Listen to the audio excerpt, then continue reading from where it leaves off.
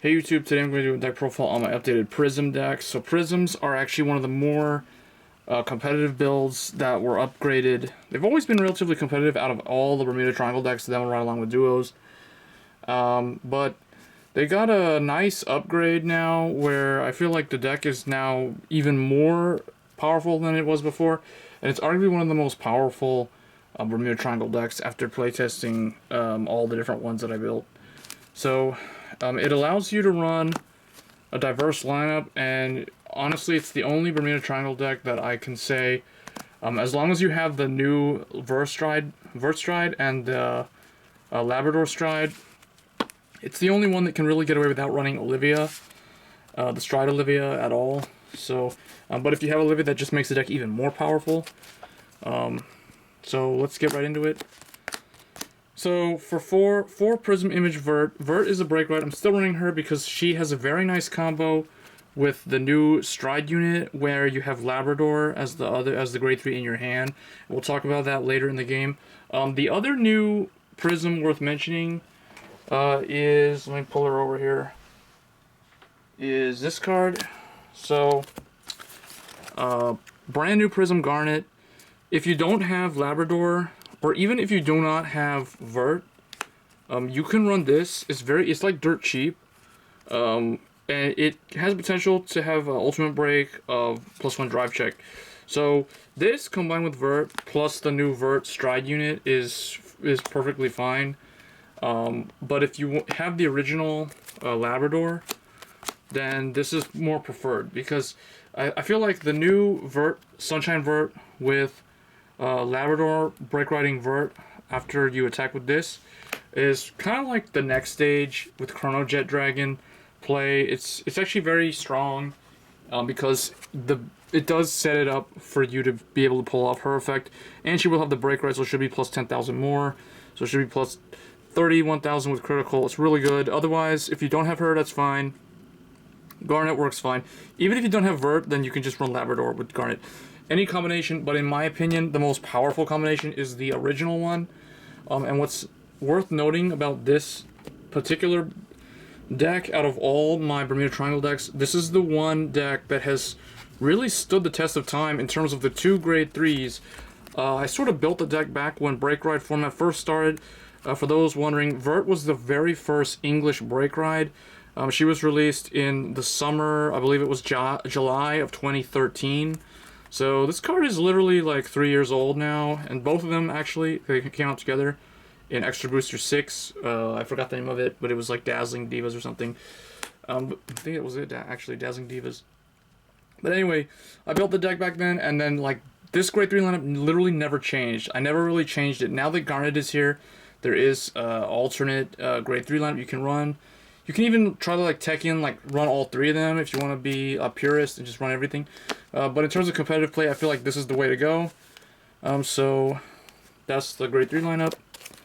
Grade 2, 3 of the new Prism Image Sunshine Rosa. So Rosa used to be an 8K, one of those generic 11K. It becomes 11K if you have a Limit Break 4 card on the field. So basically, she got upgrades. Now she has the ability of, when your other unit is returned to hand, you can Soul Blast 1 if you have a Vanguard with Limit Break 4 to choose one of your other units, and that unit gets 3K. So she basically distributes the 3K to something else now as opposed to herself. Just trying her out. She's just another unit that can sort of like give power to stuff. And she can, and the nice thing about it is she stays on the field, so she can potentially distribute the power to multiple units. So yeah. Next, 3 Prism Promise Princess Celtic. So this is the upgraded Celtic that came out last year. So this is still a relatively good pressure card. When its attack hits a Vanguard, it's either Vanguard or Regard effect, she can a special counterblast 1 Prism to draw a card, or to bounce something and then draw a card. So this is a draw card potential, and it just pressures the opponent. So it's really good at 3 copies, I would say. And I do like that I can run a pretty diverse lineup here. So 3 Lumiere, she's just a 12K Prism attacker. Pretty self-explanatory, 3 of them, just because you want to be able to pressure the opponent if you don't have a booster. It's really good against retire heavy decks like Kagero. just because they kind of mess up your back rows usually, so you'll be able to just poke for 12 without too much problems. And then I am running 2 Prism Duo Avon, 1 white and black, because it's a duo, but it's also a Prism. This card's really nice with Rosa, because when Rosa is returned, she can Soul Blast 1, give Avon 3k, making her 11, but then Avon will automatically activate her effect. When anything is returned, she'll get 3k more, so then she'll just become 3 more on top of that, so she'll be 14, so that's an easy 21. 2 of it, because it's 8k, so I don't really like it being 8k, I don't want to ride this, and also Lumiere is still technically more consistent, but this card can hit some pretty decent numbers. So I do run 2 copies of it. For the grade 1s, 4 Prism Duo Aria, so this is the Prism and the Duo Sentinel. It's just a generic Sentinel, but it's Prism in the name, and there's a bunch of cards that do special counterblast. As well as Labrador does require calling Prism cards, so you do want to maximize the consistency of the deck by running these. And it's nice, it can block your rear guards as well. Next, 3 Letty, Prism Promise Princess Letty. So this is the card that came out last year. This is literally just your unflip engine. Basically when she's returned in your Vanguard with Prism, she can countercharge 1, soul charge 1, give another unit 4k, and then you can't normal call her again for the rest of that turn. So that way you can't loop this effect, because literally if you activated Labrador's main phase skill to bounce her, you would do it infinitely, because this would unflip and then she would counterblast 1, you know, and just keep doing that. So that's the reason why they did that, because this is not a once per turn skill. Next, 3 brand new Prism Emerald. I like how they call it brand new, because this is a brand new card. But a year from now, the name will sound kind of funny. But anyway, when this card is returned during the battle phase, key thing is it can only do its effect during the battle phase. So I'm thinking of actually dropping it down to 2 copies. But it does give a nice boost. If you basically what happens is choose 2 of your rear guards with Prism, return them to the hand. And then if you return 2 cards, choose 1 of your units and gets 5k. Honestly, I practiced using the deck with this at 3. I do not like it that much at 3. I might actually drop it to 2. And I may bump one of the following cards up to 3. 1 being Prism Image Clear. She's just really nice. You can do her effect multiple times, but she does get Soul Blast heavy if you do it a lot of times. Basically, when she's bounced, you Soul Blast 1, give a Bermuda Triangle 4k. And then another card I was thinking of bumping up to 3 is Prism Duo Yamarok. She literally has the same effect as the Duo Avon. So I'm running both of them in here. Most people just run the grade 1 because it can become a 9k, then a 12k. It's basically like the Bruno of the deck. So I might actually bump it up to 3 by dropping this down to 2. Let me know in the comments if you agree, if that's a good way to go. But yeah, Yamarok is pretty good. She's kind of one of those cards where you just kind of like call her to the field somewhere, and then she just kind of like sits there. You don't really want to return her to the field. She just kind of like takes up that permanent rear guard circle, unless she gets retired or something like that. For the trigger lineup, I am running 4 draw Prism draws. 4 of the new, finally, like, this is way overdue. Prism finally gets a second critical trigger. I don't know why it took Bushiroad this many years, literally like, what, like 2 years at least, to give them another critical trigger when they could have just printed like 2 of them in the debut set. But whatever, now they finally have the ability to run 8 critical and 4 draw. So this critical does have an effect. It does have an interesting effect that works with grade 1 or greater Vert, Rosa, Clear. So basically, she works with all, she is the new form of Clear. So if you remember Clear, Vert, and Rosa, all of these had original forms. This is actually the original Vert. The Stride's the new one. Rosa was an 8k originally in the debut set, and then this debut just as is. There was another one, Celtic, also used to be a grade 2 that had this exact same effect, but she got upgraded. She's still a grade 2. But anyway, Clear, finally they have another critical trigger. So Yeah. So just 4 draw, 8 critical, and 4 heals. Every trigger is finally Prism at long last, so I'm really glad that that happened. So it does help the deck, so everything is now Prism in the name, in the whole deck. And they finally got a new starter, so Koro can finally go home now. If you remember, the original starter that Prisms had was, I forgot her name, it was like Koro. Let's see if I have her over here. She's a very famous Bermuda Triangle card. A lot of people used to run this.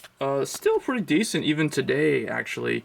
And it can be teched and splashed into a lot of different Bermuda Triangle decks. So Prism Smile Koro, you can still run her if you want.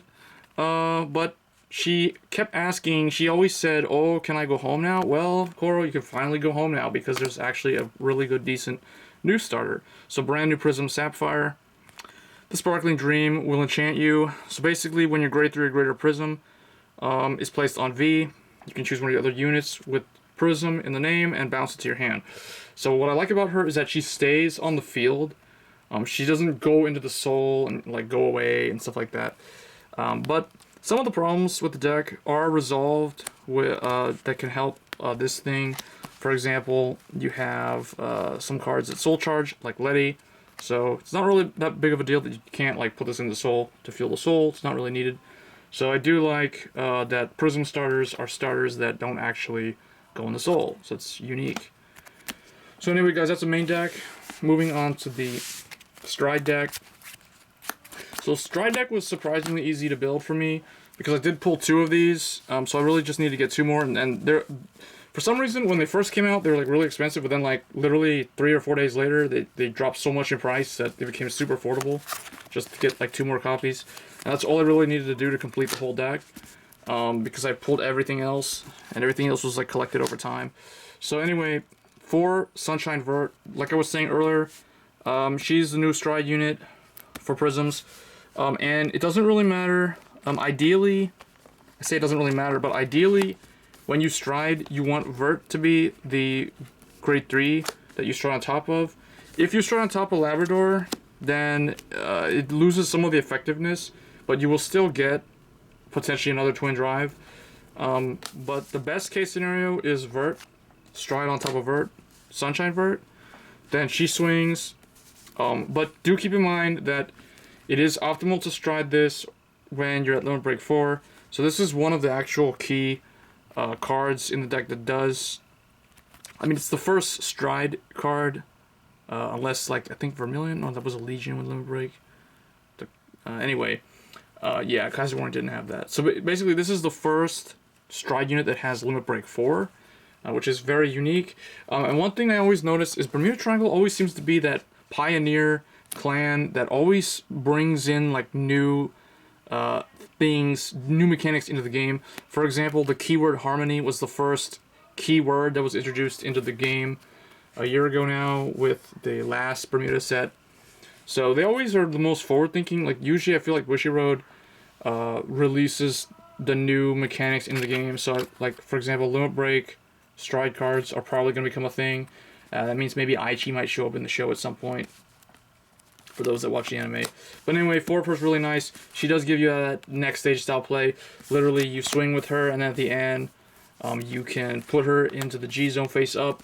Then take a card from your hand, a grade 3, and ride it as stand.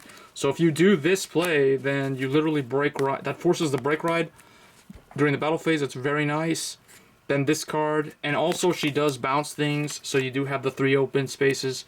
So she'll gain the 10k plus critical. She's already 21 from the break ride, and the break ride will draw you the card and stuff like that. So very nice new Stride unit. So 4 copies of it, because it does require Persona Blasting itself, so you can only do it twice. Then I run 4 Labrador. She came out last year, so 4 of her is still really good, because you do need to. She also Persona flips, so 2 of each. So that's like 4 strides there total already. Then 2 Olivia. You can run 4 if you want, but then you're gonna kind of have issues. Maybe you don't want to run like 4 of this. Maybe it'll be like 2 of this and 4 of that. But Olivia's in there for the Olivia play just because it can work. But Vert's actually pretty strong. Maybe you could stride Olivia if you don't have Limit Break 4 yet. So you could go into this as opposed to going into that, and you could use that later in the game. So that's just one idea of how I play the deck usually. And then one of the legendary Prism duo, because it's your on hit for Prisms. One Elprina, just because maybe you could need this, but honestly, it's probably not really needed. It could be potentially a decent first stride, but I feel like Labrador just overall might be better. So if you don't run this, I recommend running another G Guardian, a 5th G Guardian. Otherwise, for G Guardians right now, I'm just running like 2 Nasha and 2 Leona. But if you weren't running Elprina, I'd probably run a 3rd Nasha. So anyway, guys, that is my upgraded Prism deck. It is actually surprisingly strong. Prisms have always been strong overall, like I said at the beginning. But let me know what you guys think, and I'll see you in the next video. Thanks.